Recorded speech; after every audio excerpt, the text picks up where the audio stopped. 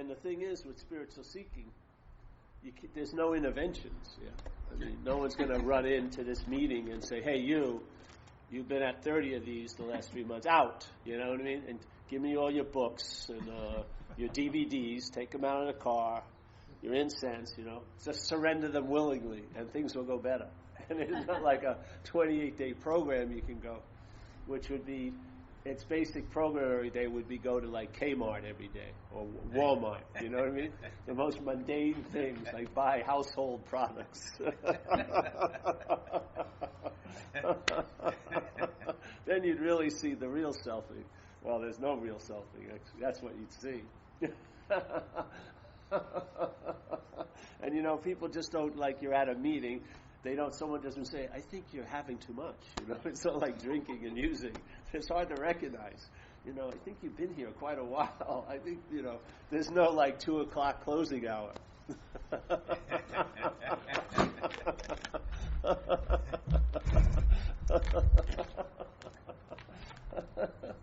It's tricky, man.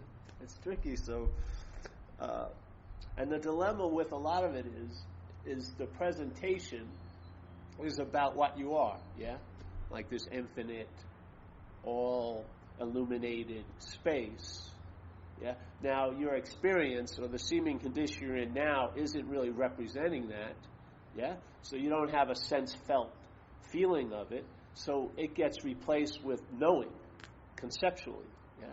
The mind says, okay, I'm going to fill this big gap between what you're hearing and where you're at, and I'm going to build like a conceptual bridge to an imaginary idea of what that would mean to you as this if that happened to you. Yeah, I'd have a great advantage here.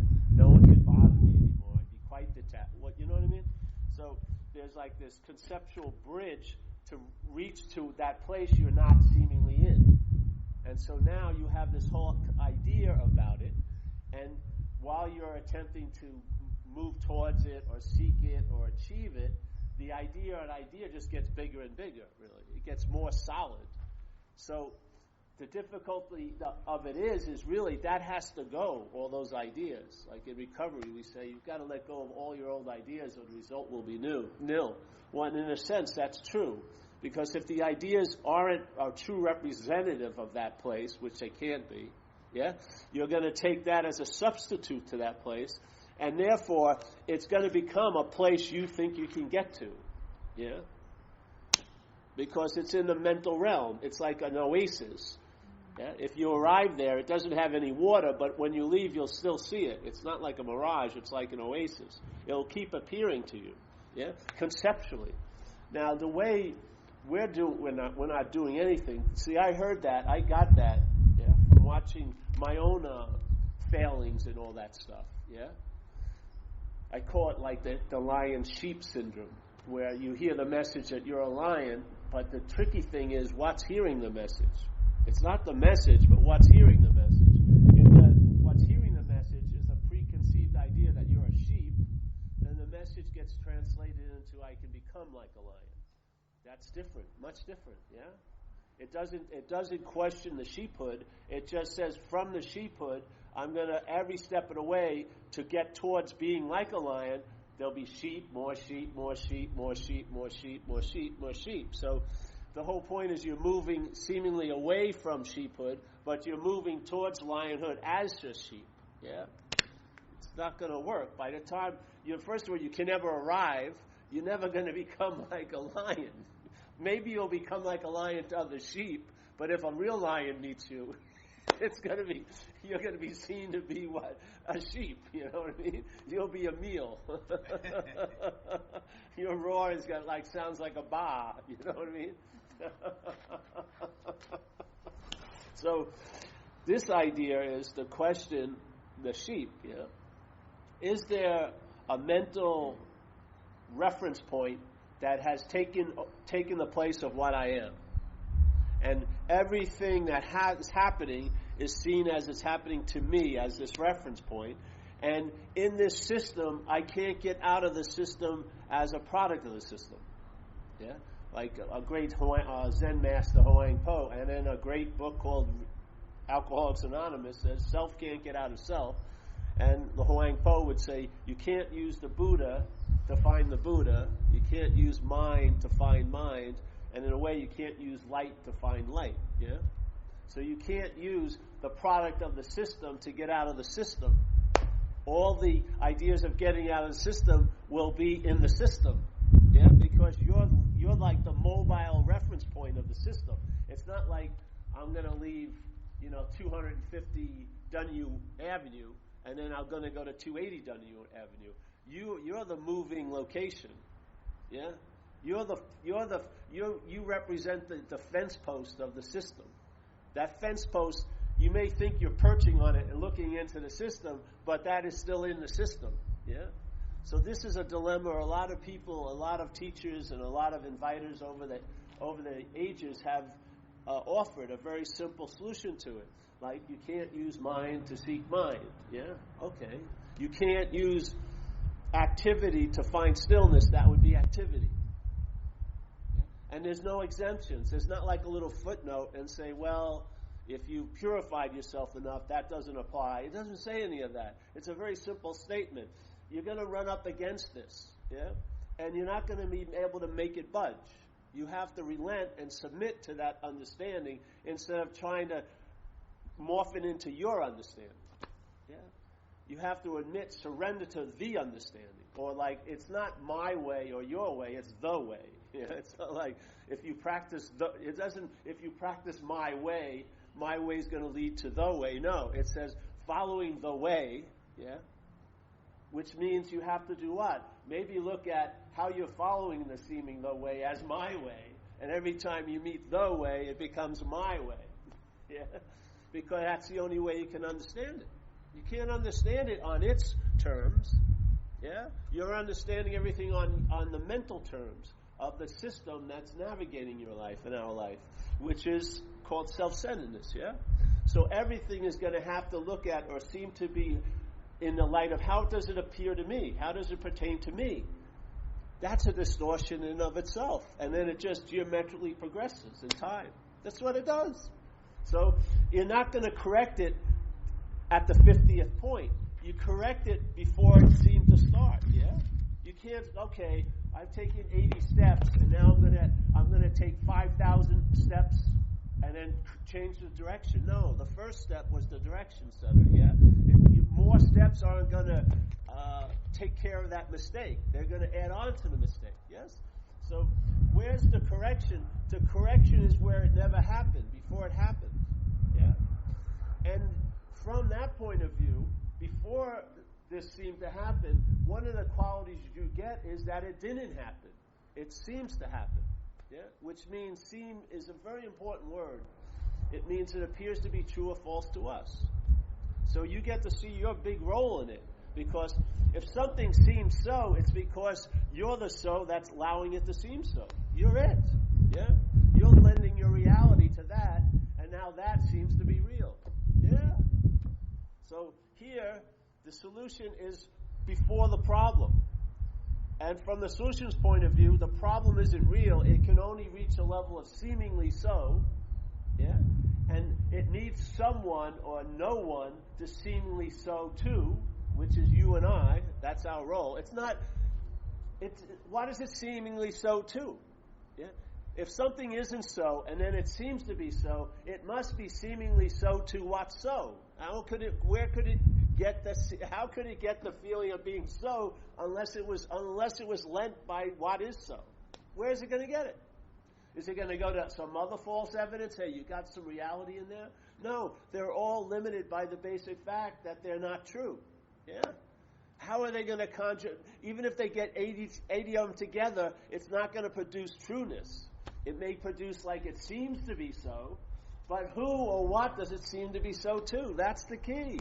That's prior to all other shenanigans that have occurred. Yeah? And if you when you're identified in the sense of self, you believe you're at like square 8 of this whole ball game, and that you're being opposed upon in the slings and arrows of life and stuff like that. And from there, you can't ever entertain that 0 point is what you are, because you're going to entertain it as what you're not. Yeah, you're going to be limited to the identification as being at square 8. And so even if you think about square 0, it will be something other than you. If you attempt to get to square 0, you're going to be the reality moving to that square 0. Yeah? But what happens is, if I'm not that which is at square 8, where do I find myself? At square 0. If I'm not that which is at square 24, where do I find myself? At square 0. If I'm not that which is seemingly at square 85, where do I find myself? Square 0. You got to get it sooner or later. All there is square 0. Or everything else is seemingly so. How could something be an earth-shattering event on Wednesday and then it isn't on Thursday?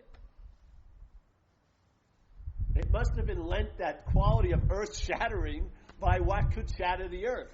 Yeah, but where else is it going to get it?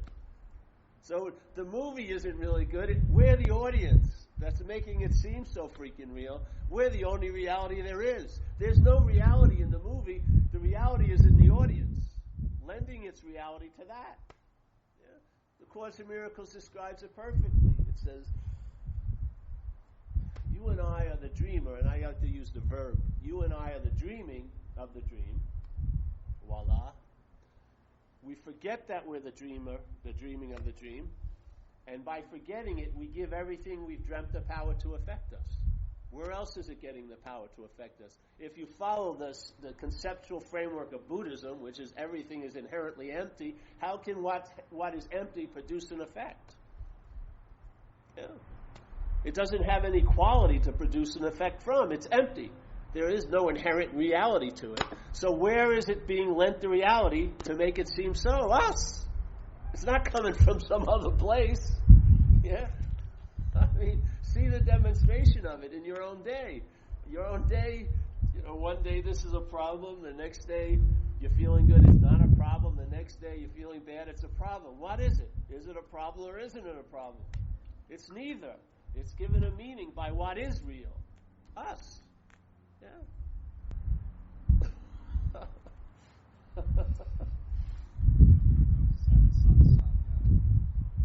Somebody mentioned the word stage in the progressive sense. It occurred to me it's also true simultaneously in the theatrical sense. Yeah. And then it's like, take a bow already. Exactly. Well, it's sort of like, if we were really clear, we'd clap when the screen was empty. That's what's allowing everything to happen. It holds a melodramatic movie, never gets sad, looking forth, giant explosions, never rip it open. It just allows everything to appear in it. Yeah, but no one claps for it at the end of the movie. They're all leaving. Screen. Yeah. And it doesn't mean nothing. The dreaming is going to stop. It's going to continue to stop, but what will occur is, like if the aperture, this is a closed aperture called self-centeredness, yeah? It's like, here's all there is, all this space, and yet it seems to get into this like little fulcrum of here, and now we believe this is what we can see. When we're all the seeing there is, but now this is what we can see. So here you go. Here's what you can see. You start entertaining other possibilities, and when it opens up the aperture, it just doesn't go like this.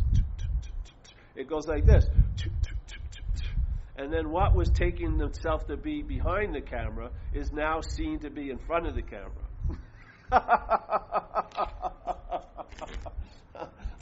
The gig is up at that point. Yeah? You may forget, but you'll have a few more samples, and so at a certain point there'll be just a conviction of what's so. Yeah. So here it is. You start entertaining the possibility. Hey, maybe life is just happening, not happening to me. Yeah. Maybe these aren't my thoughts. Maybe I'm not the thinker. So here you go. Now it goes like this. Boom, boom, boom, boom, boom, boom, boom, boom. And then, I didn't know. I wasn't in for this.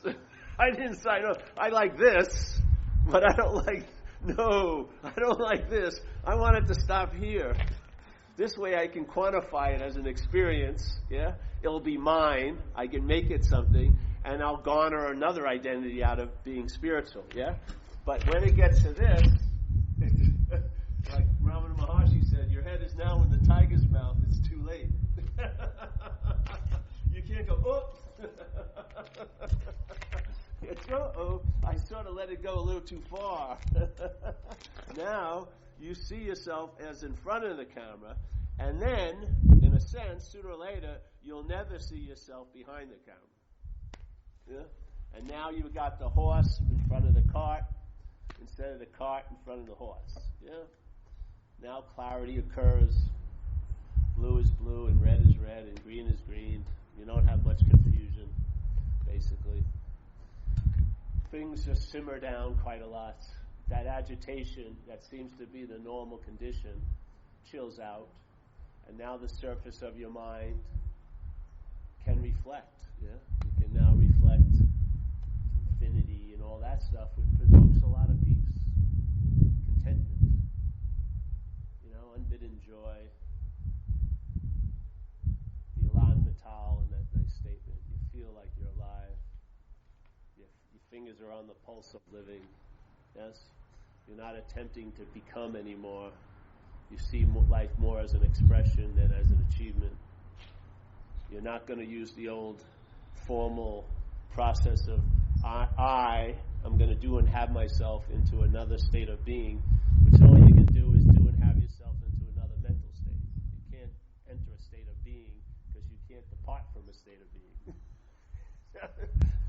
Being is totally complete. It's not in a process. It doesn't need time because processes need time. So it's in a timeless state, whatever you want to call it. And it's not attempting to have a culmination or a crescendo. It's already done. Now, so doing and having to become is pointless. Yeah? Doing and having as an expression is what happens here. Yeah? You're an action figure, seemingly, running around. You're going to provoke actions. You're going to take an action, probably going to provoke an action from someone else, and there goes the dance. Who can say which is the source of it all, or the first cause? Who cares? You see, like in Buddhism, it's all like dependent origination. Everything is arising because everything's arising. Yeah, blah, blah, blah, blah, blah. So allows you to travel lighter. When? Today. Yeah. Because this becomes the primary moment. This moment and all the moments that you call today. And then you have a mental partition that goes, all right, today's over and now tomorrow starts. But it basically all gets blurred after a while. And then all those little single frames of days, months, hours gets blurred. And you see the movement of this experience, which is just a giant verb, with no noun to be found in it. Just verbing. Verbing, verbing, verbing.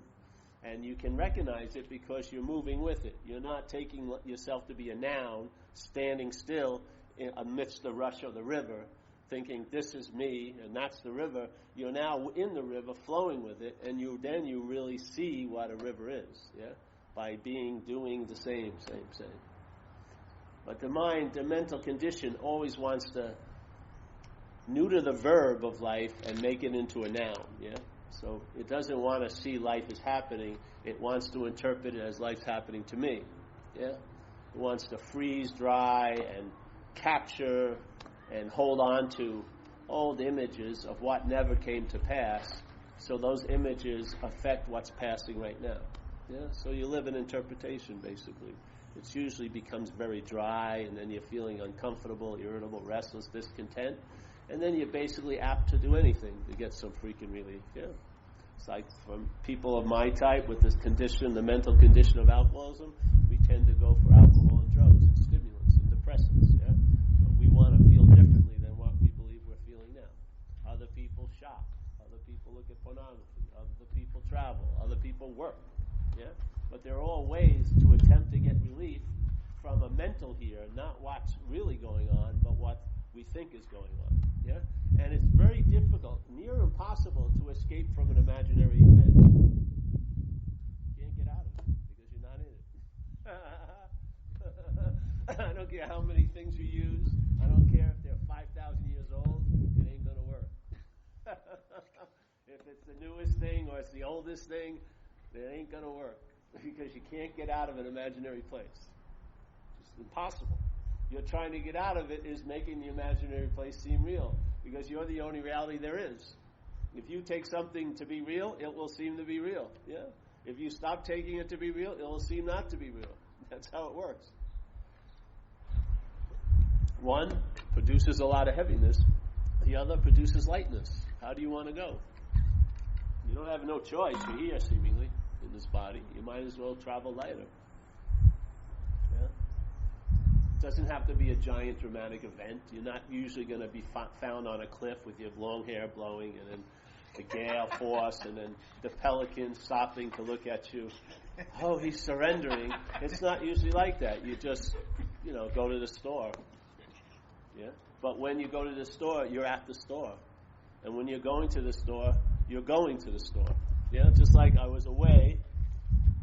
I don't miss San Francisco when I'm away. What's fun is I really miss it when I get back, because then it's there to enjoy. See, it's perfectly appropriate. I come back, I go, geez, I really miss this place, and it's a great time to really miss it when you're in it. It works like, it's beautiful. Yeah, it is beautiful, man. And this, how could the selfing ever come up with this stuff? It can. It's severely limited by its falsehood. Yeah, it can't transcend what's making it. What could? Yeah. If selfing is a product of a mental process, how is it ever going to transcend the mental process that's making it? It can only appear via the mental process. Yeah.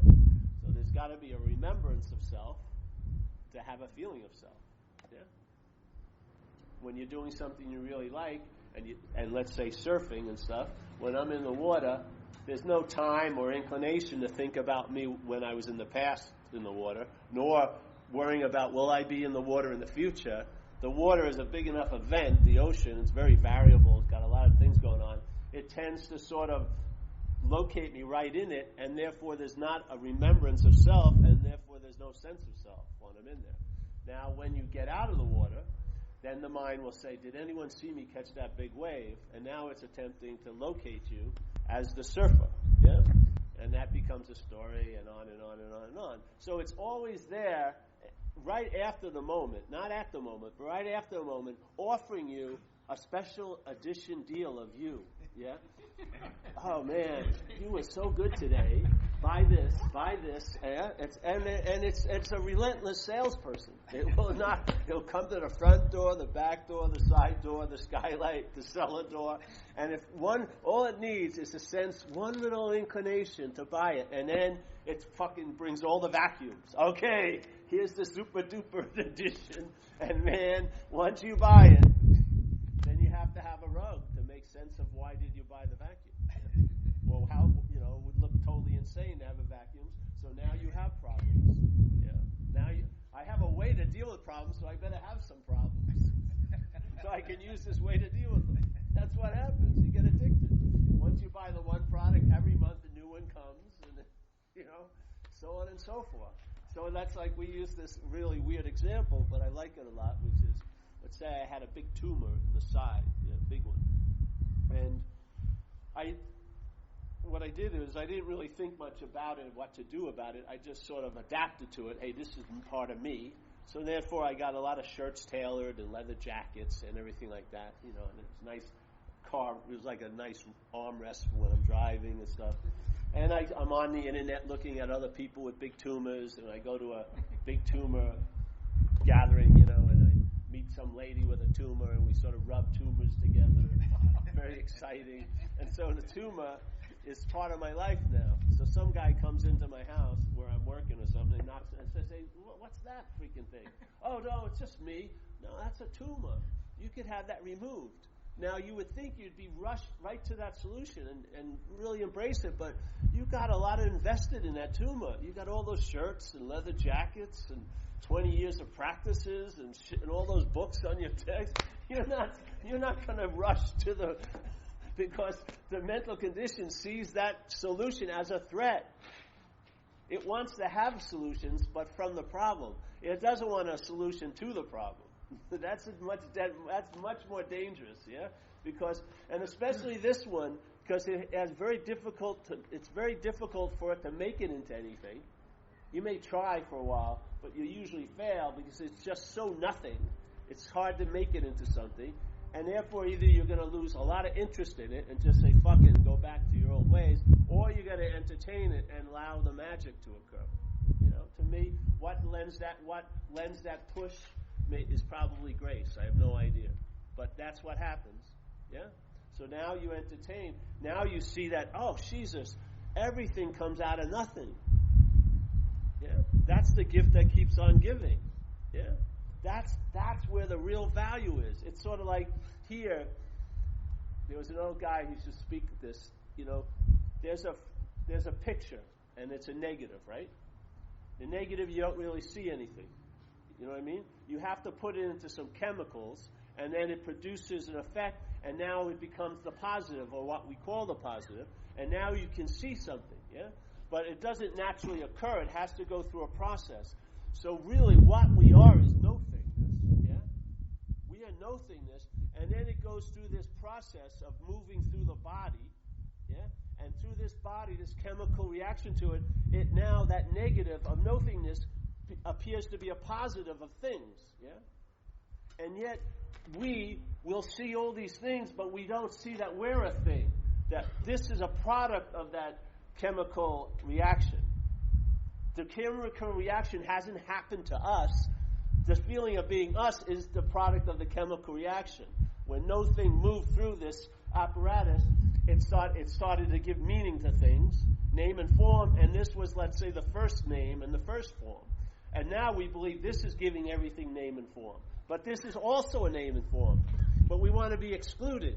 Yeah, it's sort of like we're all yous here, and no matter how many people we hear or how few, everyone in this audience would not miss one beat of seeing me as a you.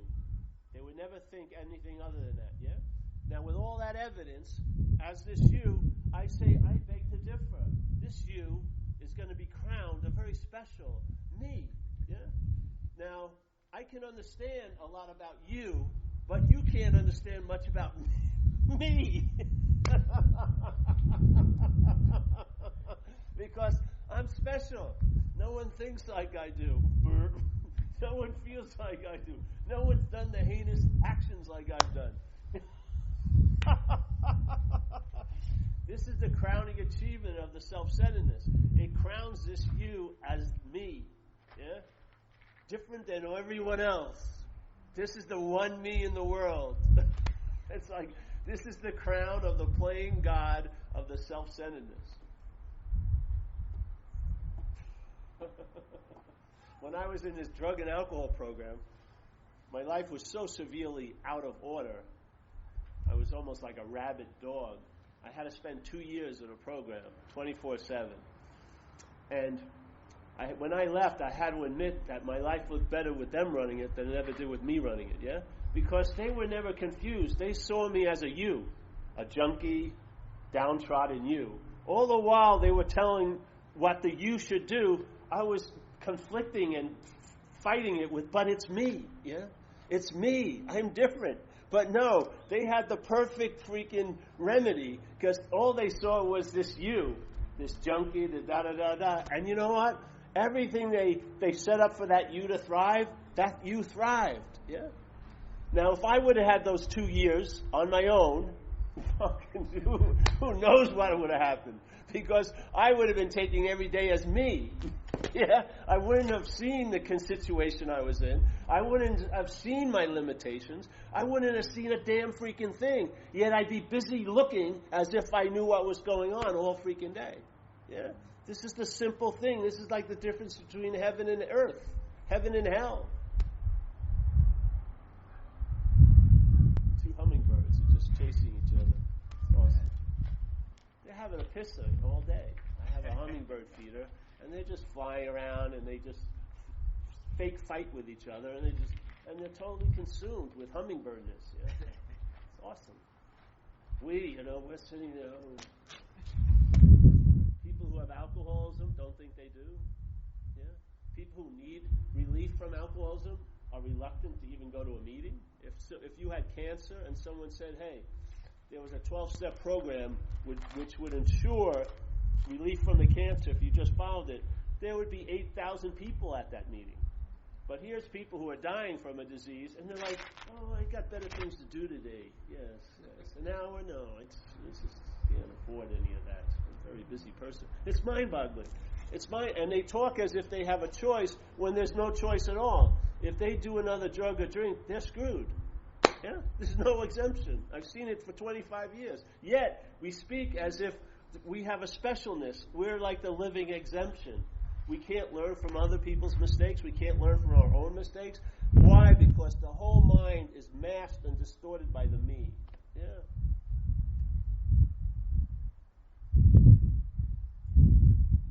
So this isn't about, I'm at square 3. I've heard that there's this infinite, all-consuming love square called 0. I'm now going to find a real tried and true method for 5,000 years old. I'm now going to make the spiritual trek from square 3 to square 0, being square 3 the whole time.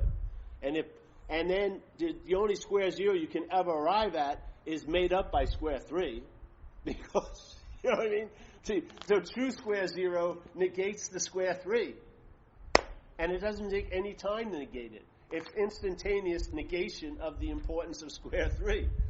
All you see is square 3, square 8, square 12, where seemingly so, only to the what's always so, which is square 0, you and I. Yeah? How could something seem so real unless reality was lending it to it? How could it? Where is it going to conjure up the ability to seem real if it's not? How? It's always like in recovery today, false evidence appears real. What's the main important influence of that? To you. Yeah? Or in physics, the biggest influence of any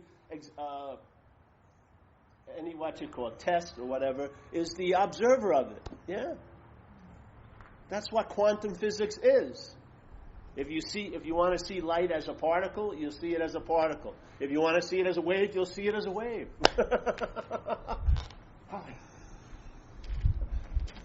Well, you're giving it all the meaning it has. Yeah. Lesson 2 of the Course in Miracles. You and I are giving everything all the meaning it has.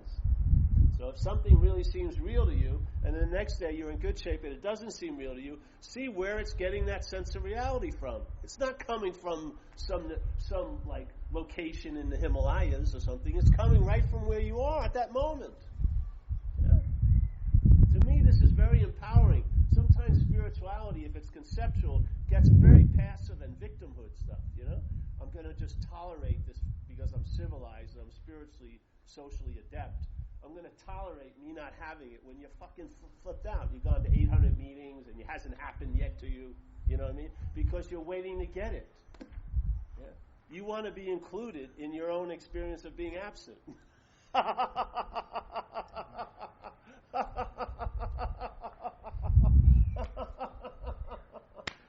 You want to be present at the revelation of your absence. You don't see it. Seeing it, it may disarm you. It'll just leave you vulnerable, like your pants are pulled down, and then you just don't pull them up. Yeah. Then you'll see the importance or the non-importance of pants. You'll see it. You'll see when the conceptual framework, the house of cards, collapses. Yeah. And you don't start busily calling up construction, contractors to rebuild it. You just sit with it. Then you see the holiness of the space wasn't what was in it, but the space itself. And that's what you and I are. We're like this, the sky. The mind is quite like that. It's this huge expanse of nothingness, yet it allows everything that can appear to appear, and everything to disappear. Yeah. Yet none of what appears affects it, and none of what disappears affects it. Yeah. There's nothing lacking in the sky if there's only 4 clouds in it, or this, and there was 8 before. There's nothing lacking in the sky then. Yes. This doesn't add on to the sky. This is all just happening in it, in the space. Yeah? What cloud have you seen that just stopped for like 50 years? The same fucking cloud. Yeah? That's what the head is like. The idea of being a self is like you're peering into the expanse of mind, but your interest and attention goes to that one mental cloud because it's got a happy face that looks like yours, so to speak. And you don't realize, here you are, when you go to that cloud, your aperture closes, and now you're fixated on the cloud, And you're taking it to be real because there's no sense of sky to leaven it, you know? There's no sense of sky to bring a little lightness to it. Now it's all cloud all the time. That's what the mental addiction is. It produces this little reference point and blows it up so it seems to be able to block the whole sky. Or let's say the sun.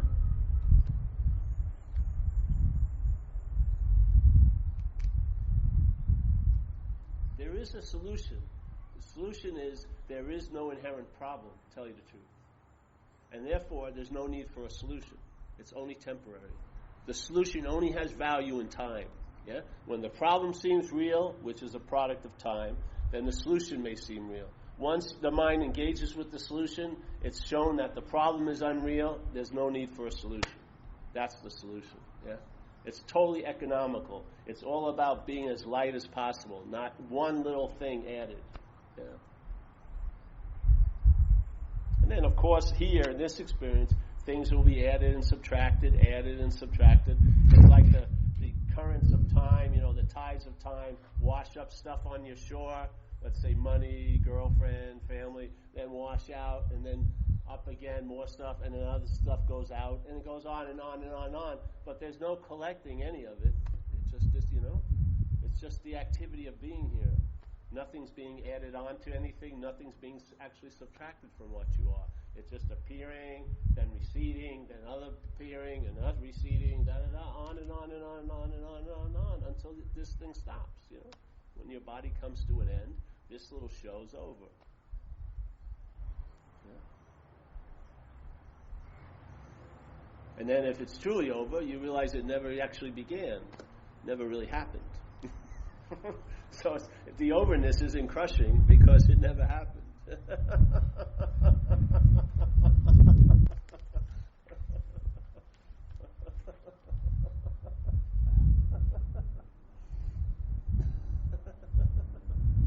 That's what's a drag about when I do go on these talk things. I can't mine anything out of the talks. I can't make a memory out of it. Yeah, I can't say, oh, I was so high. There's nothing. It's all over, and it's as if it never happened. Yeah. Yet the state of mind that was expressing itself is there, always there, at all times. Yeah. But there's nothing you can really mine out of it. You can't build anything from it. No false edifice will be supported by the rocks of that space. Yeah. None. Better just leave it empty. As soon as you think you're in a position, you're going to bound to fall. Yeah? It's a good way to go. Like we say, if you're not, how can you be lost if you're not going anywhere? Yeah? It's a great statement. How can you be lost if you're not going anywhere? I'm so afraid of getting lost. Well, not if you're not going anywhere. See, the preposterousness of the mental assumptions, they're rooted on a falsehood. And then that becomes the Petri dish where they can grow other falsehoods, yeah? Only to reach the level of seemingly so. They can never be so. They can only seem to be so. Once the false, that's its flaw. When the flaw is removed, not much grows. Yeah, it needs fear activates character defects. What activates fear? Self-reliance, reliance on a self that you're not. All right. What happens if you take this out? This Petri dish, the fear can't grow. If the fear can't grow, where are the character defects going to grow from? They can't. Where are the consequences going to arise out of? They won't. Different consequences will occur. Yeah. So the Petri dish. And in recovery, they bring it back to the reliance on self. Reliance on self in a simple statement. Because a lot of people think fear is the big activator. Yeah, fear is the cause of everything. But in recovery, it's trippy. They don't say that. They say, "Why are you in so much fear today?" And he goes, "Isn't it because self-reliance has failed us?" So obviously, why did self-reliance fail us? It's a failed system. That's why. It's just like the snake bit me. Why did the snake bite you? Because snakes bite. That's why. You may have a big story how the snake turned on you and you were so nice to it and it was really personal. But in fact, the snake bites because that's what snakes do. A failed system fails because that's That's what failed systems do. Yeah? If the mind is relying on it, it's in a way it's going to fail. And in the failure, the self is going to manifest in a lot of ways and defeat you. Yeah? That's what it does. So, if you want to get relief from fear, the relief doesn't come from dealing with fear. It comes from dealing with reliance on self. And what's the highest form of reliance on self? Identification as. You can't get much higher than that. Yeah? I mean, you can't be relying on something to a point where you forget that you relied on it and you take yourself to be it. That's a pretty extreme reliance. And that's what a lot of us are suffering under. Yeah? There is an identification as being a long-lasting, independent, separate entity, something in front of the camera that says it's behind the camera. And now, instead of witnessing what's going on here, it becomes the one who's conscious, the seer, the feeler, the thinker, the haver, the doer. Yes? And that becomes a huge burden. Yes? That responsibility is like putting 2 tons on a half-ton pickup. It's way too much, especially for the body. To be called you, to be called me, it's an incredible weight on the body.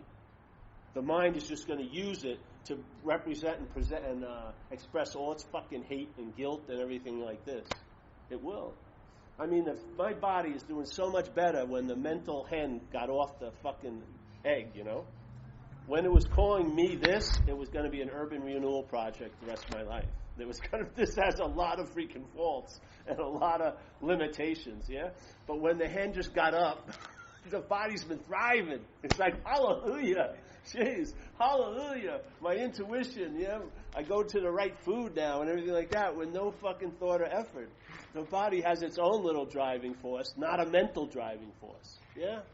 It's got its own intelligence, not a mentation, not a product of fucking false knowing, yeah? But able to have an intuition, to know what food works for you, to know certain situations are good or not, yeah? This is what occurs. So then what happens? The traveling lighter stabilizes. And then you realize after living a while, that's all you ever really wanted, was an ease and comfort in your own skin and in situations. Yeah. We gave it names like enlightenment and nirvana and all this. But in fact, if you were satisfied, you'd probably lose interest in those conceptual ideas of nirvana and enlightenment. I'll tell you. Yeah. I think they're just mental ideas to replace the real drive, which is just satisfaction or contentment. Yeah? To be able to be content in the surroundings and the situations you find yourself. Yeah? And be very flexible. Be able to go with things. Yeah? More fluid, not rigid. All these little qualities of expression are incredibly, they just echo the aha. Yeah?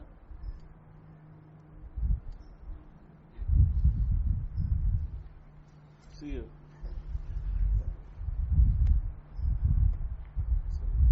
Any questions today? You don't even have to come to a meeting anymore, Z. Z just comes at the end. Yeah, he doesn't. He skips. This is all. He skips right to the fellowship. He just doesn't care about this thing. Yeah.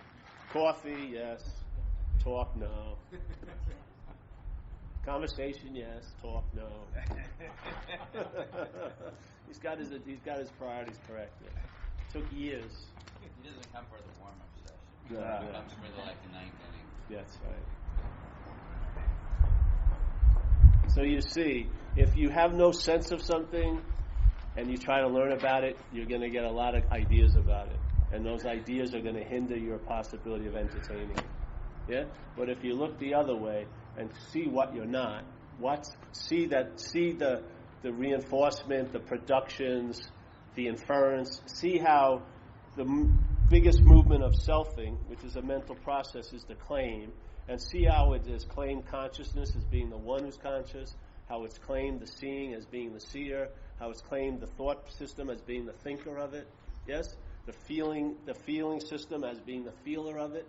In that false point that it's living from, it can only live from there as an interpretation because it's not so, yeah?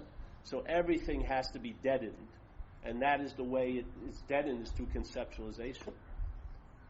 Everything gets conceived of, yeah, gets to be known, and then gets to be sort of neutered and nothing will surprise you. Yeah.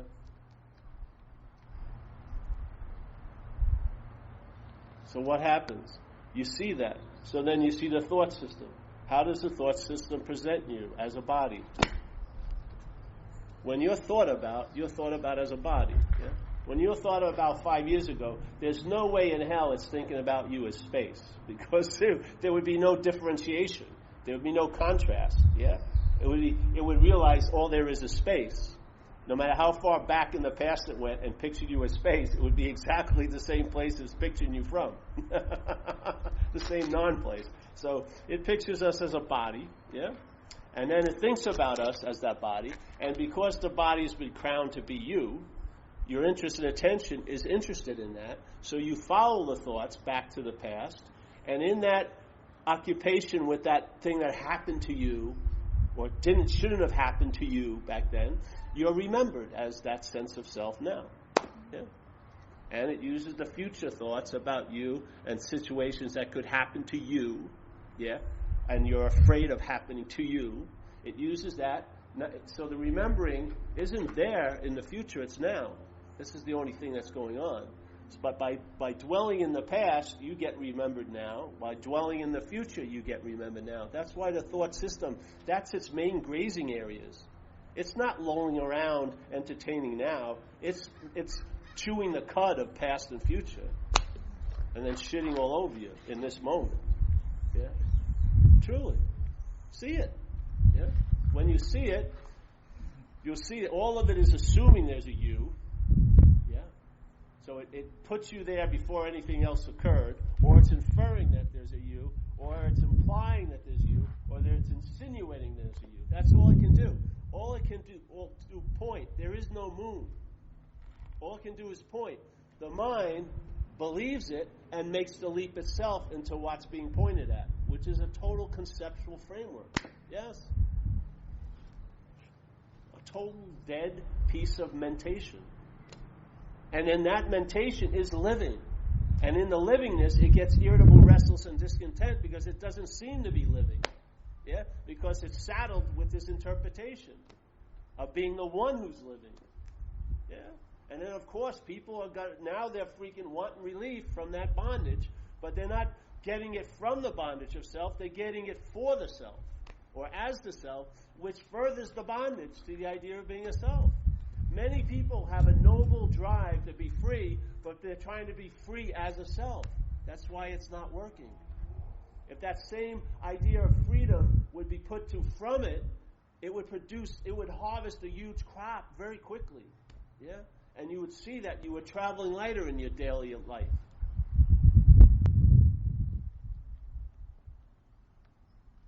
Everything's been co-opted by the claiming of the selfing. Yeah?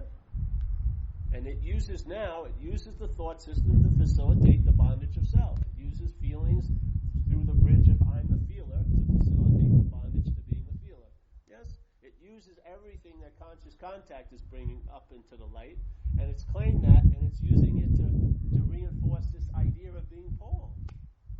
Ad nauseum. Yeah. And you can see it. You can't see what you are, but you can definitely see what's implying what you're not. Yeah. You'll see it. And if you see it one time, there'll be maybe a shift in the emphasis on being all that which is being seen into the seeing, and there you got a glimpse of your original face. You are the seeing of what's going on here. Yeah. And there's no escape from that fact. It's the true responsibility.